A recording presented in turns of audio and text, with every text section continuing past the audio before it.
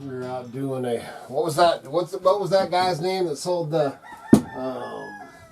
wind chimes? That I saved him from the propane. Dang, it's gone. It's gone, man. You guys were pretty good buddies for a couple of years. You sold the wind chimes for him for. Yeah, that when we were in Dawn Lake, he'd leave and I'd sell wind chimes. People would come want wind chimes, I'd sell them, and you know. Yeah, I can't remember that old boy's name. But remember, then he moved over to Cascade, and I ended up, man, I went in there and he was, his rig was there, his truck was there, and I hadn't seen him. It was like 10 o'clock or something, and I was selling his wind chimes for him because I thought he was just sleeping in, and then opened up that door. And, whew, man, he's lucky he's lucky I did that. He'd have died. Oh, he'd have died for sure, man. That thing was so full of propane. But I can't remember his name for the... You're usually so good at that, man. I cannot remember his name. That was a long time ago. That's a long time ago. What was that? 20+years. 20, yeah, 20, at least 20 plus. Dang, man. You're getting old, Red. Long time ago. Yeah, we're getting old, dude. Yeah, Well, if you think about it, come tell me. consider, I mean, I'm 74 years Yeah, as of yesterday, man. It was Red's birthday yesterday, so happy birthday to Red. But 74 years old. 74. How's that make you feel? At least you're still here. I'm still here. So that's a plus, man. I'm still here. I'm still Let's alive. hear. So I'm thankful and grateful for that. And everything seems to be going okay. And so far so good. Did you hear Val Kilmer died? Yeah, I know. Yeah, I saw that. 65 years old. That was pretty sad. He had cancer. Oh, well, he had throat cancer, and he'd been. What did they do? Yeah, he had another kind of cancer. Oh, did he really? Yeah, he had cancer, and that's what got him. Sad. 65's too dang young. Especially. 65 is too young. Yeah, way too young. I mean, 65, you've just reached retirement age. Yeah, exactly. Exactly. So, anyway, so any of this this feels pretty dang firm, and then I'll look at it on top, because I won't rip this down, and I'll look at that front, firm it all up. Man, we don't want any leaks or anything like that. But this is also going to be just a chicken house, so it's not, so you don't have to redo everything to great. Think about it, man. I can't get there's power or a bunch of solid state wire for recycling in here. So unless I tear this paneling off, I won't be able to get that.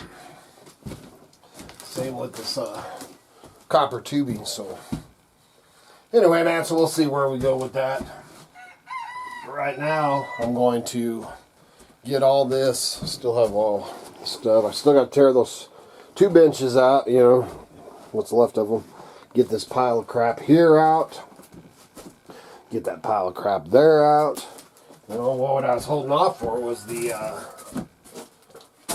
dang rain. I did put a pile of, pile out the door, which I ended up, burning. But man, it rained that night, so it was a nightmare. And then I want to take all these hinges off, and especially the poles. Whoa. And then Cara just got a hold of me, or texted me, and she, hey, you want a dash cam? So it's funny. It's funny how you teach your kids. All my kids, they were raised by a junker, and I mean, even Kitty wasn't, she's a girl, man. So she wasn't a junker girl, really. But she was, her dad was a junker. Well, he was a total mechanic, man. He lived in a school bus. Man, you can go back on our videos. But I think he actually passed away before I started doing videos. But, dude, it took me when he was living in a school bus down by the river. No, he actually was by a river, but he had a shop down in Garden City. And he lived in an old school bus next to the shop, mechanic shop thing that he had. And, man, I don't even remember. I think we have it written down somewhere of how many cars he had on the place, and scrap galore. Man, and trailers. And I literally, and this is no joke, man, we're going through the shop, and man, it was worse than me, man. And if you've seen my crap, I got a lot of crap, man. He had on a small, I don't even know if it was an acre, man. It might have been it was a lot. It might have been an acre big, but U-Haul, man. You had this bus on this side with all these cars, and then a U-Haul on the other side full of crap, and then this shop, and it was big, pretty good sized shop. And we were literally unburying. It was just piled, dude. And he kept crazy stuff, man. I found 2 Glad trash bags full of old, worn out leather gloves. What the heck? Oh, man, I love that guy. Terry. Man, if I've got one, I'll put a picture of him in right here. But he was so cool. But anyway, so, man, I'm pulling all this stuff out of the shop. Like I said, it took over a year. I paid rent on that shop for over a year while we were cleaning it out. And, we won't get into how the uncle ripped off the money, and, because he had a money stash, and the uncle and the sister and stuff, they, hold on, dude. They were acting like they were helping and all this until they found the money, and then they was gone. It's funny how that works. Anyway, I'm unburying all this crap, man, and digging stuff out. And, man, on this one back, man, I actually was using the boom truck. My uncle, Bill, had an old, wish I still had an old square bodied Chevy, Old Faithful, with a boom and everything, tow truck. And he sold it. And I never knew he was selling it, because I would have bought that old tow truck in a flash. But anyway, so we're pulling stuff out, man, with the boom truck and everything. And I'm like, holy crap, there's a car under here. And under all that crap was a 1946 Ford. Man, complete everything. Never did find a title on it, but we sold it.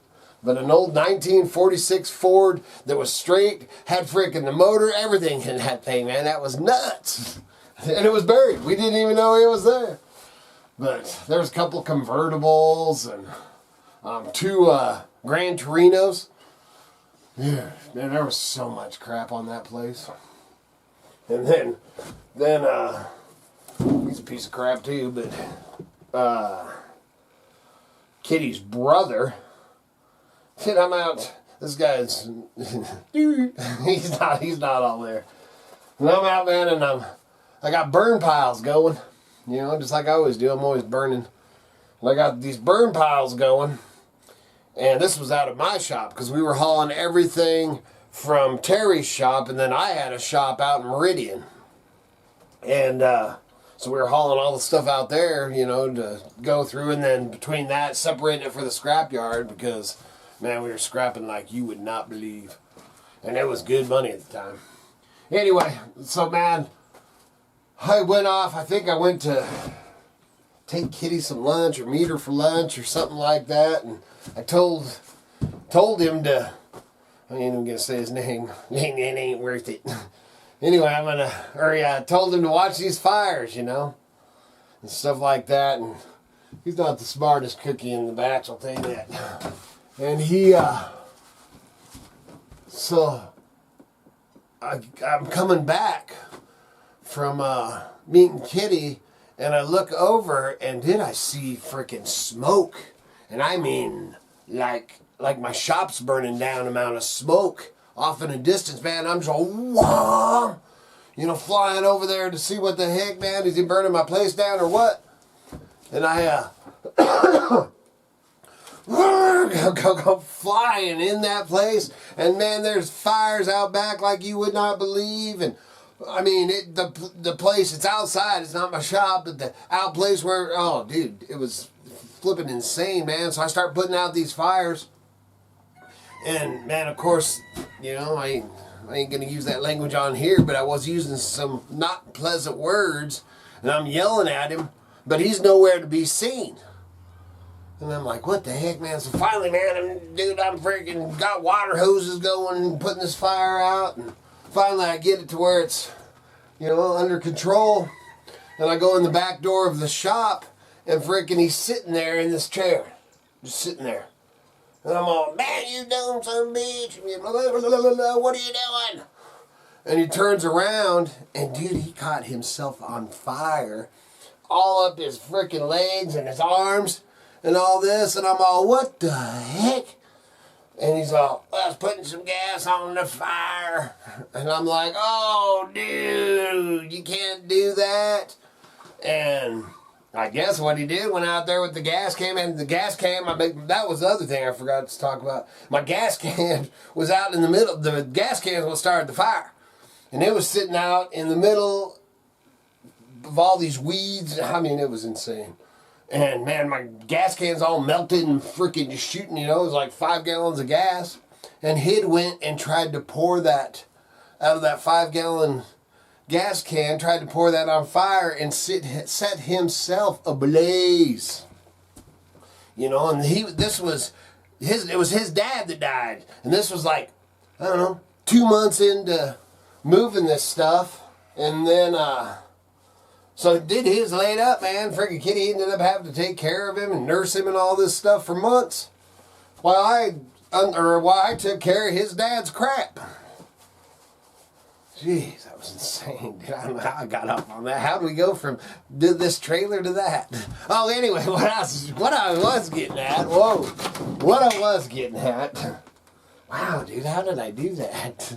I just do that sometimes. My mind just wanders. What I was talking about, I think, was, you know, pretty cool. You raise your kids, and, you know, all my kids. Kara's 30-something. Katie's, I think, just turned 30. Kevin D's 20-something. You know, and you raise your kids, and you watch them grow, and they venture out and do different things for a living. But then they still take the junker thing. And I wouldn't worry about any of my kids, man, without a job or anything like that. You know, and I've told you before how I raised them. They all got a camp trailer just in case, so they always have a place to live no matter what. And then all 3 of them, now they're doing Marketplace, but they used to do Craigslist. But all 3 of them do Marketplace, eBay, and sell a couple other places on the side, you know, with whatever job they're doing at the time. And anyway, so Kara just got back from a trip to Roseburg, Oregon, and she got paid to go down to Roseburg. Got paid, I think, $200 a day. And she got to pick whatever kind of, or whatever crap was in this house. She got to keep whatever she wanted to, and she got like I don't know, video games and stuff, but a couple of the newest handheld video games, and just all kinds of stuff, man, tools, all kinds of crap that she got, you know. So what I was getting at is, it's funny to watch your kids, you know, doing, you know, working for the city, or working for the county, or, you know, doing whatever they're doing, and then, but always on the side or whatever, still going, you know, junking's always there, man. You can always do that. And then to get paid to go to Roseburg, Oregon, you know, that's, I don't know what it is, 500 miles away. You know, and get paid pretty decent money to go over there and do that. I thought that was pretty cool. But anyway, long way to it. She just texted me and has got me a dash cam video camera. Some kind of deal that she got out of that house. That's this whole story. Even to the Terry story was all leading to this. But she so that'll be, I told her I'll be interested to play with, man, because on my editor, you know, I can put it to where I'm filming myself, you know, plus you could be looking out the window, which I can do that with my GoPros and stuff, you know. But the GoPros, man, I think with JC sent me more GoPros. So I got these GoPros, and I already had a GoPro, but I don't like because you can't see what you're recording. You know, now if it's a dash cam, you know, and you can see the back of it and you're just pointing it at the thing. But, man, like this, if I'm sitting here, you know, talking to you, this, I can look at the camera and say, hey, I better, you know, get in frame or move that camera.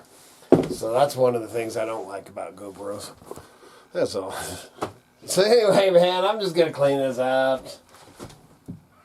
I don't get as much done when I'm talking to you. But I do enjoy talking to you, so thanks for coming on by. Well, that's it. Good Lord willing. And them creeks don't rise. We'll be back again tomorrow. See ya.